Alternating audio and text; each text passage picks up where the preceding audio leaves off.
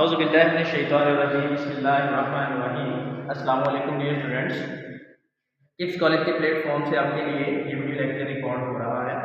इसमें हम second year exercise number 4.4 का क्वेश्चन नंबर 26 डिस्कस करने जा रहे हैं। क्वेश्चन की नोयत अगर हम देखें तो ये बहुत ही टेक्निकल और इम्पोर्टेंट क्वेश्चन है। शॉर्ट में भी बोर्ड पॉइंट ऑफ व्यू से ये इम्पोर्टेंट है और लॉन्ग में भी आ सकता है। ये टेक्निकल क्वेश्चन ऐसे केयरफुली आपने समझना है, तो हम इसे इजी बनाने की कोशिश करते हैं। ये स्टूडेंट, इस क्वेश्चन को सॉल्व करने के लिए आपको जिन फॉर्मूलाज की ज़रूरत है वो मैंने ऊपर मेंशन कर दिए हैं। Equation of line in terms of slope intercept form, इसे स्लोप इंटरसेप्ट फॉर्म भी कहा जाता है। तो ये फॉर्मूला है y equal to mx plus c। एक हमें इस फॉर्मूला की जरूरत पड़ेगी इसमें। और दूसरा फॉर्मूला टू इंटरसेप्ट फॉर्म है x over a plus y over b equal to 1। ये दोनों फॉर्मूलाज इस क्वेश्चन को सॉल्व करने के लिए हमें अच्छी तरह से आने चाहिए। बिल्कुल सिंपल है। पहला फॉर्मूला क्या है? y equal to mx plus c, और इस फॉर्मूले का नाम है स्लोप इंटरसेप्ट फॉर्म। दूसरा फॉर्मूला है x over a plus y over b equal to 1, और इस फॉर्मूले को टू इंटरसेप्ट फॉर्म कहते हैं। पहले फॉर्मूले में आपको m नजर आता है जो कि स्लोप है। दूसरे फॉर्मूला में हमें a और b जो नजर आ रहा है, जो x और y के डिनोमिनेटर में है, उन्हें इंटरसेप्ट कहते हैं। तो चलिए डियर स्टूडेंट, क्वेश्चन की स्टेटमेंट पढ़ते हैं और देखते हैं कि क्वेश्चन की स्टेटमेंट से आपको कैसे पता चलेगा कि हमें इन दो फॉर्मूलाज की ही जरूरत क्यों है। ये क्वेश्चन की स्टेटमेंट आपको बताएगी। पूछते हैं क्वेश्चन की स्टेटमेंट से, find equation of two parallel lines. Parallel line, equation of line find करने के बाद में पर्टिकुलर फार्मूला है, जो ही find the equation of line आ जाए तो वो सारे फार्मूलाज आपके माइंड में आ जाने चाहिए। इनमें से दो यहाँ पे लिखे हुए हैं, स्लोप इंटरसेप्ट फॉर्म है slope intercept. Dear students, such that the product of x and y intersects, x and y intersects। इसमें देखिए x इंटरसेप्ट और y इंटरसेप्ट आ गया। इसका मतलब है कि इसमें दो इंटरसेप्ट्स का जिक्र है, x इंटरसेप्ट और y इंटरसेप्ट। इससे हमें पता चला कि ये वाला जो क्वेश्चन है इसमें इंटरसेप्ट वाला फॉर्मूला, दोनों इंटरसेप्ट वाला फॉर्मूला हमें चाहिए। उसके बाद ऑफ ईच थ्री, इन दोनों के इंटरसेप्ट्स जो हैं एक्स और वाई इंटरसेप्ट्स, इनकी प्रोडक्ट ही है। तो ये उसने हमें बता दिया। दूसरा, parallel line perpendicular to x minus y plus 3 equal to 0। इस लाइन के परपेंडिकुलर हमें दो लाइन फाइंड करनी है जिनके इंटरसेप्ट का प्रोडक्ट ही है। क्वेश्चन की स्टेटमेंट को बिल्कुल सादा अल्फाज में एक दफा रिपीट करता हूँ। उसने कहा है दो इक्वेशन फाइंड करें पैरेलल लाइंस की। वो ऐसी दो इक्वेशन फाइंड करनी है जो इस गिवन इक्वेशन के परपेंडिकुलर हो, और उन दोनों इक्वेशंस के इंटरसेप्ट को अगर मल्टीप्लाई करें तो आंसर 3 आएगा। चलिए स्टूडेंट शुरू करते हैं। सबसे पहले हमें जब परपेंडिकुलर का वर्ड आता है तो इससे पता चल जाता है कि जो भी हमारे पास पैरेलल लाइन की स्लोप है उसका नेगेटिव रेसिप्रोकल यूज करना है। जो ही परपेंडिकुलर का वर्ड आ जाए तो आपके वर्ड में फौरी आ जाए कि हमें नेगेटिव रेसिप्रोकल यूज करना है। तो सबसे पहला काम हम करेंगे, परपेंडिकुलर लाइन की स्लोप निकालेंगे बाय यूजिंग नेगेटिव रेसिप्रोकल। तो ये जो गिवन लाइन है उसकी स्लोप क्या है, यहाँ पे लिखते हैं slope of given line that is equals to m, और m का फॉर्मूला हमें पता है। अगर लाइन गिवन हो तब निकालने का फॉर्मूला होता है माइनस a ओवर b। और इस इक्वेशन में देखिए a की वैल्यू 2 है, b की वैल्यू -1 है। Minus 2 over -1 that is 2। Minus और माइनस कैंसिल आउट हो जाएगा, फ्रैक्शन में 1 लिखने की जरूरत ही नहीं है, तो ये हमारे पास आ जाएगा 2। अब हमें चाहिए slope of required lines.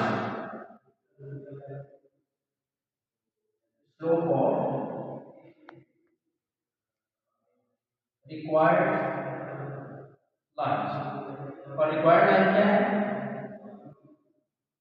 Perpendicular है given line. Required line that are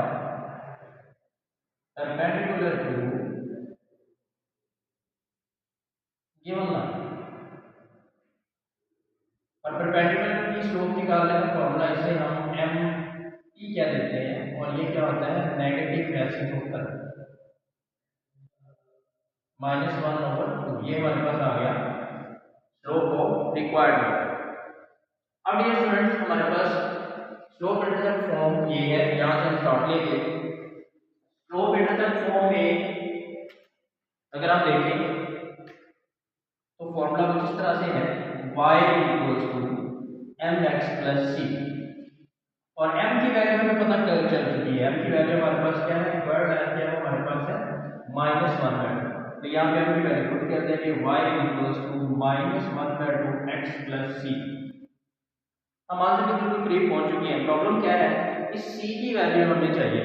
जो ही c की वैल्यू हमें मिल जाएगी तो हमारा क्वेश्चन जो है वो कंप्लीट हो चुका होगा। इसमें से m की वैल्यू हमने 9 से ली, c की वैल्यू निकालने के लिए हमें इंटरसेप्ट्स की जरूरत पड़ेगी। तो डियर स्टूडेंट अब क्या करना है, इतना क्वेश्चन करने के बाद आपने इसको सेम टू इंटरसेप्ट फॉर्म वाली शक्ल में लेके आना है। तो उसके लिए क्या करेंगे, 2 को इधर ला के 2 को सबसे मल्टीप्लाई कर देते हैं, multiplying by 2y = -x + c। थोड़ा सा रीअरेंज कर लें, 2y पहले x लिख देते हैं, x इधर माइनस है, लेफ्ट साइड पे आगे प्लस हो जाएगा, x + 2y = c। Slope intercept form से इंटरसेप्ट फॉर्म में बदलने के लिए हमें क्या करना है, पहले वेरिएबल एक तरफ आ जाएंगे, कांस्टेंट दूसरी तरफ। उसके बाद राइट साइड पे 1 चाहिए, जैसे यहाँ पे 1 है, तो यहाँ पे 1 लाने के लिए सभी को c पे डिवाइड करें, dividing by c, x/c plus 2y/c = 1। ये हमारे पास आ गई स्लोप टू इंटरसेप्ट। अभी भी इसमें थोड़ा सा प्रॉब्लम है, टू इंटरसेप्ट फॉर्म में x अकेला है, y भी अकेला है। तो हमें यहाँ पे x तो ठीक है, ये तो बेचारा पहले ही अकेला है, y के साथ एक 2 है, इस 2 को y से हटा के तो फ्रैक्शन में लेके आना है। तो उसके लिए क्या करेंगे, x/c प्लस y/c/2 बन जाएगा, दैट इज इक्वल टू 1। देखिए स्टूडेंट अब हमारे पास ये इस फॉर्म में आ गई, टू इंटरसेप्ट फॉर्म में आ चुकी है। अब कंडीशन क्या थी, इंटरसेप्ट्स को मल्टीप्लाई करने से 3 आना चाहिए। अब हमारे पास इंटरसेप्ट कौन कौन से हैं, एक इंटरसेप्ट हमारे पास ये है, x इंटरसेप्ट है, दूसरा ये है, इसे हम a क्या लिखते हैं, इसे b क्या लिखते हैं। गिवन क्या चीज है, उसने कहा है a मल्टीप्लाइड में b इक्वल होना चाहिए 3। a की वैल्यू हमारे पास c है, b की वैल्यू c/2 है और इक्वल है 3 के। यहाँ से हमें c फाइंड करना है, c को c से मल्टीप्लाई करेंगे c², 2 उधर जाकर 3 से मल्टीप्लाई होगा 6, और c हमारे पास आ जाएगा +- 6 और स्क्वायर। c की वैल्यू फाइंड हो गई, ये नहीं प्रॉब्लम था। यहाँ पे ही हम आंसर तक पहुंच चुके थे, किस चीज की कमी थी, c की। c फाइंड करने के लिए हमें क्वेश्चन के दूसरे हिस्से का सहारा लेना पड़ा, जिसमें इंटरसेप्ट का मल्टीपल 3 है। उसके लिए पहले हमें इंटरसेप्ट पता करने पड़े। इंटरसेप्ट हमारे पास एक c आ गया, दूसरा c/2 आ गया, इन दोनों को मल्टीप्लाई किया, 3 के बराबर रखा और c की वैल्यू फाइंड कर। अब जो ही हम इसमें c की वैल्यू पुट करेंगे, इसे हम क्या देते हैं, ये हमारे पास इक्वेशन नंबर 1, यहाँ पे लिख देंगे put c = ±√6 in equation number 1। Equation number 1 हमारे पास ये है, y = -1/2 x ±√c। अब इसे रीअरेंज करेंगे, 2 से मल्टीप्लाई करके रीअरेंज करेंगे तो हमारे पास आ जाएगा 2y - x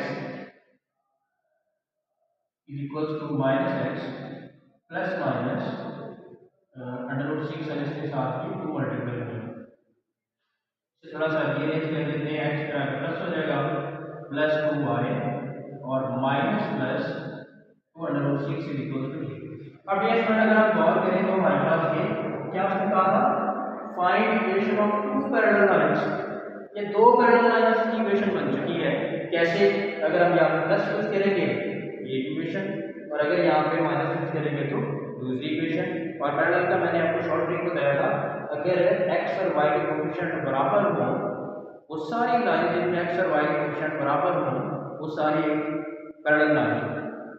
तो अब x और y के कोएफिशिएंट बराबर है यानी ये पैरेलल है, और प्लस और माइनस, प्लस से एक इक्वेशन बनेगी, माइनस से दूसरी इक्वेशन बनेगी। तो डियर स्टूडेंट ये सिंपल सा क्वेश्चन था जिसमें काफ़ी टेक्निकल चीज़ें थी जिन्हें हमने डिस्कस किया और इसे बिल्कुल शॉर्ट सा बना दिया।